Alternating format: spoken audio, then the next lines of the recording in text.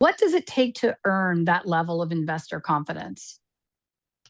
Well, I think, the classic is that people always talk about the team and the TAM, right? So you need to have these, here's why I can pull off this, and here's why it's a big vision.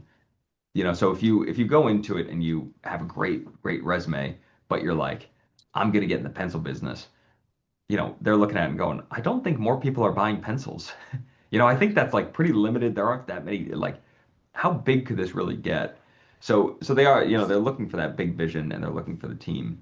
But, now in years of doing this, I've realized the timing is the biggest.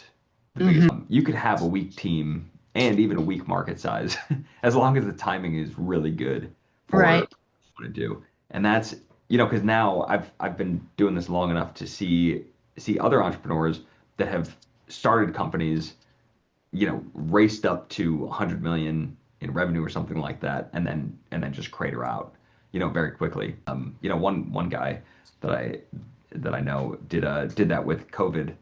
Right when COVID came, he started all of those little stalls that they would do those COVID tests, Yeah.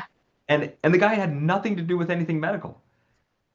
And I was like, so what? You were watching the news like everybody, but you, and he was like, knew they were going to be needing tests all over the place. So he's like, I just started to see how are they doing it, and then I realized they were going to use vendors, and so I just started doing that. And he was like, just figured out the places to rent it, figured out the things to piece. But that's really amazing. I think that speed of execution is where you really get that confidence from investors.